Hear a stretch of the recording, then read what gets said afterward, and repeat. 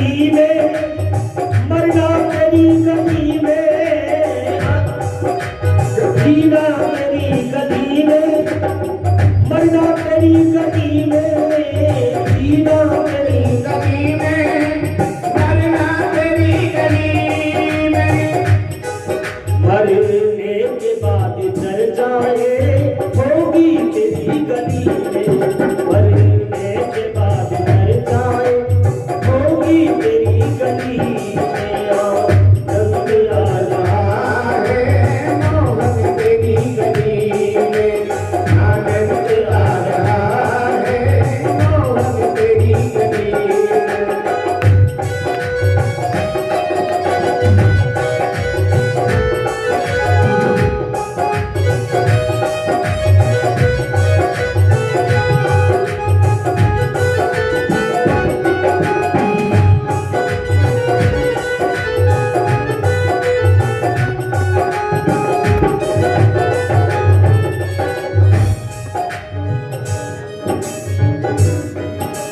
अंधा भी आ रहा है मोहन तेरी गली में, नाम आ रहा है मोहन तेरी गली में। अंधा भी आ रहा है मोहन तेरी गली में, अंधा भी आ रहा है मोहन तेरी गली में।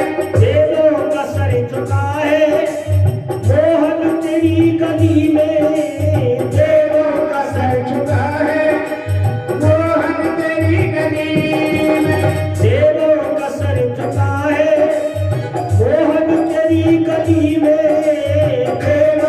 रहा है मोहन तेरी गली में,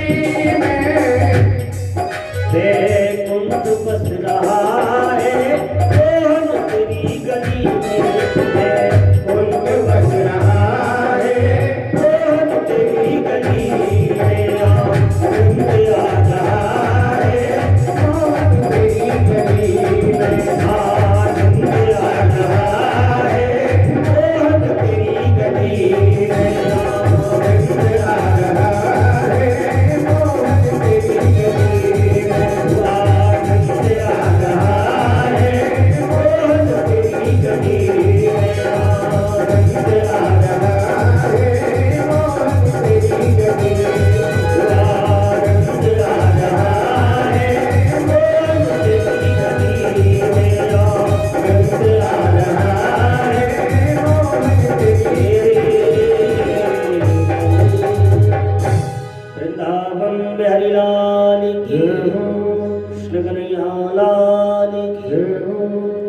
इस प्रकार से और कहते हैं आज संत का तो आनंद आ रहा है, संत भगवान तो बैठे हुए भजन करने के लिए, परमात्मा से कोई मतलब ही नहीं संसार से। और ध्यान देना, राजा परीक्षित कहने लगे अरे महात्मा तू खड़ा नहीं हो सकता, मैं चक्रवर्ती सम्राट हूँ, मेरा सम्मान नहीं कर सकता, कैसा महात्मा है, कैसा है, मैं अभी देखता हूँ तू भजन कर, भजनानंदी है कि ढोंगी है कि पाखंडी है, अभी पता चल जाएगा, रुक जा। बाण की नोक में एक सर्प को मरे हुए को लगा करके और समीक ऋषि के गले में डाल दिया, लेकिन उन्हें पता ही नहीं, चले गए। समीक ऋषि के पुत्र चल करके आए, छोटे छोटे बालकों ने उन्हें बता दिया कि तुम्हारे पिता की गली में और किसी राजा ने सर्प को डाला है। आज जाकर के देखा, आंखों से आंसू बह रहे समीक ऋषि के पुत्र श्रृंगी ऋषि। कहने लगे ये कैसा राजा है जो मेरे पिता की गली में सर्प को डाल करके चला गया, मैं छोड़ूंगा नहीं इसे। आज उन्होंने ऐसा मन में विचार करके ना, आज सुखदेव जी महाराज ने और ऋषियों के लिए बताया। समीक ऋषि के पुत्र ने पिता के कमंडल से जल लेकर के हाथ में आचमन कर दिया। और आचमन कैसे किया?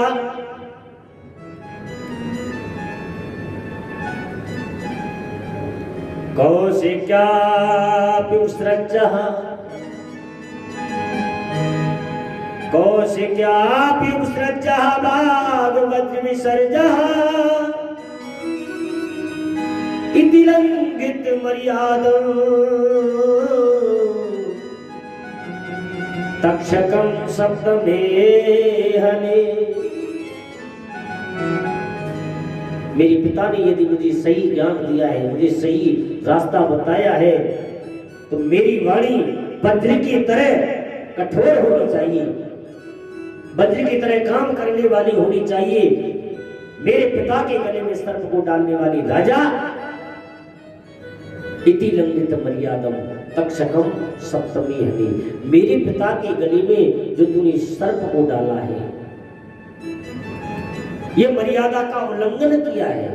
राजा को संत ब्राह्मण का अपमान नहीं बल्कि सम्मान करना चाहिए। बहुत बड़ा अपमान किया है। इस मर्यादा का उल्लंघन करने वाली राजा, मैं तुझे श्राप देता हूं कि ठीक आज से 7वें दिन इसी तक्षक जाति का जो तक्षक सर्प है उसके काटने से तुम मृत्यु को प्राप्त होगा, ऐसा श्राप मैं देता हूं। श्राप दे दिया। समीर ऋषि के नेत्र खुले, नेत्र खोल करके देखा पुत्र को रोते हुए, तो कहने लगे बेटा क्या बात है, क्या हो गया कि मेरे पिताजी के गले में कोई सर्प को डाले। मैंने उस राजा को श्राप दे दिया कि वो ठीक आज से 7वें दिन और मृत्यु को प्राप्त हो जाएगा। तब कहने लगे मृत्यु को प्राप्त हो जाएगा। बेटा तूने अच्छा नहीं किया, ये उस राजा का कर्म नहीं है। राजा का यदि कर्म होता तो राजा को तो दंड में ही दे देता, लेकिन बदला लेने की वजह से कलयुग ने परीक्षित से बदला लिया है। उसके सर पर बैठ करके मुकुट में आकर के बैठ गया। तो नहीं कहना चाहिए, वो कह रहा है वो कोई और नहीं, वो कलयुग है। ये राजा परीक्षित के सर पर कलयुग बैठा हुआ है और उसने पर तुझे भी क्या पता, तूने अनजाने में श्राप कर दिया, लेकिन श्राप मिथ्या नहीं हो सकता। चलो, राजा जो होता है, राजा पालन करने वाला होता है, इसलिए हमें क्षमा याचना राजा से करनी चाहिए। तो राजा के पास चलने के लिए अपने पुत्र को लेकर के चले।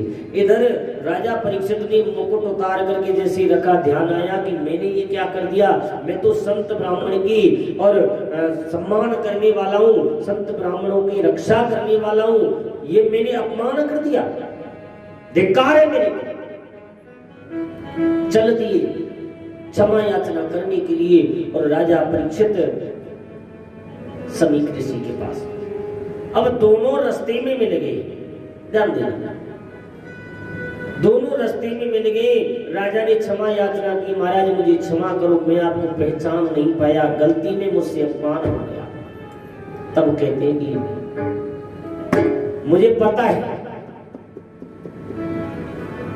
परीक्षित, तूने तो जो गलती की वो तुमने नहीं, वो कलयुग ने की, लेकिन इधर मेरे पुत्र ने भी एक गलती कर दी, तुम्हें श्राप दे दिया, श्राप दे दिया। ठीक है, क्या करना है महाराज कि तुम्हें 7वें दिन और तक्षक रूपी सर्प काटेगा, उसके काटने से और तुम मृत्यु को प्राप्त हो जाओ। क्या करना है, जाओ गंगा किनारे बैठ करके और गंगा किनारे पर बैठकर और भगवान की और भगवत नाम स्मरण करो। पहुंचे पुत्र जन्मे जैसे ये नहीं कहा ये कर लेना वो कर लेना, ध्यान देना। यहाँ ये बात बहुत ही बड़ी रहस्यमय है, आपको पता चल जाएगा। 7 दिन बाद में मरना है, क्या करोगे? खा लो जितना खाएंगे, पी लो, खाने पीने पे ध्यान दोगे, संतान पे ध्यान दोगे कि भाई किसी पे पैसे नहीं रह जाए, मेरे बाद में पता नहीं कोई दे न दे, क्या है क्या नहीं है, ब्याज पे दे रखे, वो दे रखे, ये कर रखे, इस चीज में ध्यान दोगे। लेकिन परीक्षित ने आज किसी बात पर ध्यान नहीं दिया, केवल उनको ध्यान है कि मुझे 7वें दिन मरना है और मुझे अपना कल्याण करना है। एक गुरु जी के पास में एक शिष्य आई, गुरु जी को परेशान कर दिया उन्होंने। रोजाना आकर के कहते महाराज मुझे कोई ज्ञान का उपदेश करो, ज्ञान का उपदेश करो। गुरु जी बोले जा तुमने और परेशान कर रखा है, ज्ञान का उपदेश है, तू परसों मर जाएगा। अरे राम राम राम, गुरु जी कितने बुरे वचन कहते हो,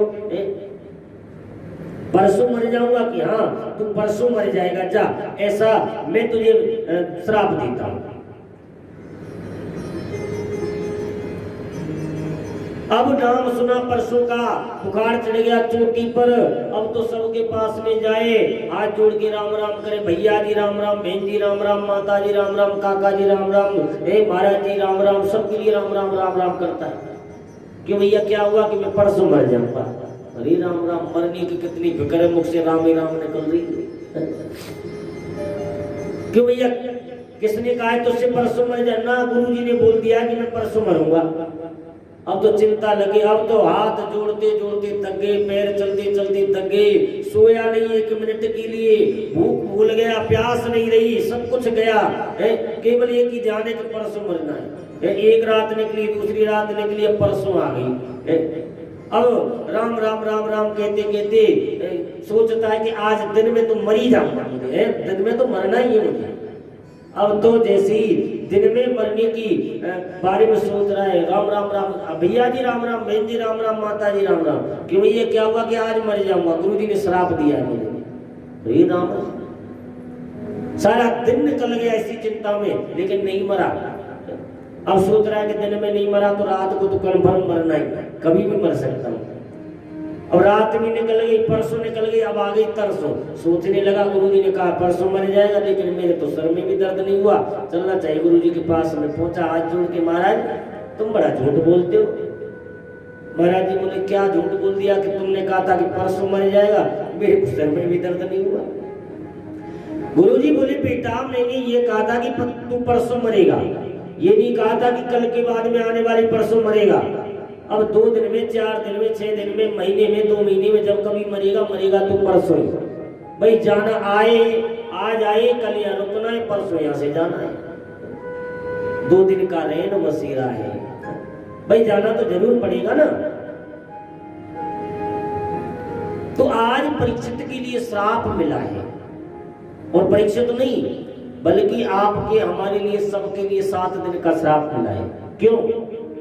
7 ही समुद्र है, 7 ही द्वीप है, 7 ही वार है, 7 ही विज्ञान के आवरण है, 7 लोग ऊपर है, 7 लोग नीचे है, और 7 ही दिन का श्राप मिला है हर प्राणी के लिए। 7 ही दिन में सबको जो कुछ करना है वो करके चले जाओ। आया है सो जाएगा,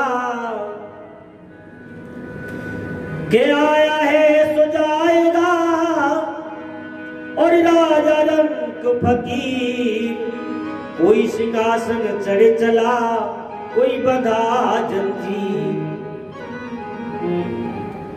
आया है सो जाएगा, राजा रंग फकीर, चाहे राजा हो, चाहे भिखारी हो, फकीर हो, संत हो, ब्राह्मण हो, कोई भी हो, सबको जाना है। फर्क इतना है कि कोई राजा बनकर भी जाता है और कोई रंग बनकर के जाता है। किसी ने जीवन में दुख झेले, किसी ने आनंद किया है। तो ऐसा कहते हैं, आज परीक्षित ने घर परिवार को, सबको, कुटुंब को छोड़ दिया और जाकर के कहा गंगा किनारे, सुप्रताल ब्रह्म मुजफ्फरनगर के पास में पड़ता है, वहां जाकर के बैठ करके गंगा किनारे पर राम राम राम राम जपने लगी। सभी को पता चल गया परीक्षित को श्राप लग चुका है। हाँ भाई, अब परीक्षित को श्राप लग चुका है, क्या करें? अरे कोई भगवत नाम स्मरण करवाओ, कोई राम का नाम लेवाओ, इसके लिए अरे कुछ ना कुछ तो करो। लेकिन भाग रहे, दौड़ रहे, अरे कोई राम का नाम कुछ भी सुनाओ भाई। लेकिन 16 वर्ष की अवस्था,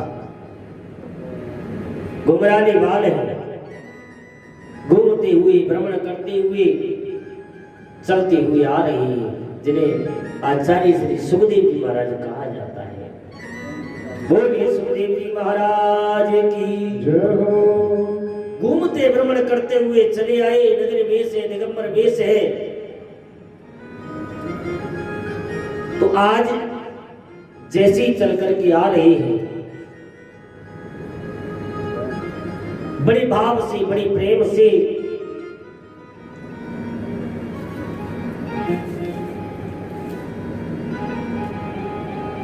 बालक पीछे से धूल उछाड़ते हुए चले आ रहे। बाबा जी और बाबा जी कोई गांव में कोई संत महात्मा नहीं हो, मंदिर नहीं हो, तो उस गांव में तो ये मान लो कि कोई अजब निराली चीज आ गई।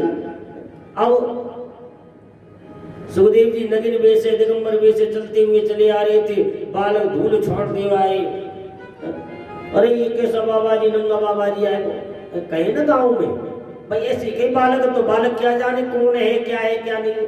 अब तो सुखदेव जी महाराज जैसे चल के आ रहे थे नगिन वेश, दिगंबर वेश, और चलते हुए जब शुक्र ताल पर आकर के पहुंचे, उनको देख करके सभी ऋषि मुनि महात्मा सब खड़े हुए और उनके लिए सबसे पहले प्रणाम किया। अलिष्ट लिंगो निजलाभ तुष्टो, अलिष्ट लिंगो निजलाभ तुष्टो, व्रत अवधूत भेषा। अवधूत वेश है, दिगंबर वेश है, नगन वेश है, और चलते हुए चले आ रहे। और आकर के शुक्र ताल पर जैसे ही जाकर के पहुंचे और सबसे ऊंचे आसन पर ऋषि मुनि महात्माओं के आग्रह पर, और सुखदेव जी महाराज ऊंचे आसन पर बैठ गए। और आज ऊंचे आसन पर जैसे बैठा देख करके परीक्षित ने उनका पूजन कर दिया। परीक्षित ने पूजन किया। अब पूजन करने के उपरांत स्तुति गा रहा है परीक्षित, राजा परीक्षित स्तुति गा रहे हैं सुखदेव जी की। 16 वर्ष किशोर मूर्ति श्याम वर्ण दिगंबरम, 16 वर्ष किशोर मूर्ति श्याम वर्ण दिगंबरम, घुंघरू बाल केश जल के सुख मुनि चरण ब्रह्मयम, पदम आसन उद्रित्र वने चरण पंकज सेवितम, आजान भुज मुस्कात मुक्षो गूढ़यत्र विशालुरचवनाभि गंभीर रजेतम, जलिलोचन सुखद नासा व्यास नंदन भगत वंदन मोह ब्रह्म निकंदनम, काम न क्रोध न लोभ न जिसमें ब्रह्म रूपी अनूप मुनवर पारा सर कुल भूषण, कृष्ण चरित्र पुनीत वर्ण त्रिभुवन उजागर कृपा सागर द्वंद संकट मोचनम, आजान भुज मुस्कात मुक्षु गूढ़ यत्र विशाल नाभि गंभीर रजेतम, जलिलोचन सुखद नासा व्यास नंदन मोह ब्रह्म निकंदनम, काम न क्रोध न लोभ न जिसमें ब्रह्म रूपी अनूप मुनवर पारा सर कुल भूषण, श्री शुभ अष्टक्रम परम सुंदर पठत पापन सायकम, चरण दास सुखदेव स्वामी भक्ति मुक्ति फलदायकम, भक्ति मुक्ति फलदायकम। सुखदेव जी महाराज की स्तुति गाई परीक्षित, और स्तुति गा करके आज सुखदेव जी महाराज बैठे हुए हैं। भाई घड़ी आधी घड़ी से ज्यादा नहीं ठहरते सुखदेव जी, कहने लगे परीक्षित बैठ जा। बता क्या बात है? परीक्षित कहते हैं महाराज मेरी एक छोटी सी विनती है। बता क्या बात है? मैं आपसे एक बात की जिज्ञासा लेकर के आपके सामने खड़ा हुआ हूँ। मेरी जिज्ञासा यदि पूरी हो तो महाराज मैं कुछ कहूँ आपसे। सुखदेव जी बोले बोलो क्या बात है? कि महाराज देखो आपको पता हो सुखदेव जी महाराज थोड़ी देर से ज्यादा कहीं नहीं ठहरते, लेकिन ऐसी कौन सी बात थी जिसको परीक्षित ने जब पूछा ना तो उनको 7 दिन एक जगह पर रुकना पड़ा। वो यही बात थी। परीक्षित ने पूछा महाराज मैं एक बात जानना चाहता हूं कि जल्दी मरने वाले की मुक्ति का उपाय क्या है? सुखदेव जी हंस गए। इस प्रश्न को सुनकर के सुखदेव जी हंस गए। ऋषि मुनि महात्मा बैठे थे वो भी हंस गए, और जितने भी देवता देवगण आकाश मार्ग में सभी आ गए देखने के लिए। सभी हंस रहे हैं। त्रिलोकी में हंसी का माहौल बना हुआ है। देवता अमृत कलश लेकर के आ गए। महाराज, हमारी एक विनती है, आप जो ज्ञान परीक्षित के लिए दे रहे हो वो आप ज्ञान हमारे लिए दे दो। परीक्षित के लिए अमृत पिला दो और वो ज्ञान हमारे लिए दे दो। तब कहती सुखदेव जी ने सोचा कि ये इस श्रीमद् भागवत महापुराण की जो कथा है इसका मोल लगा रहे हैं।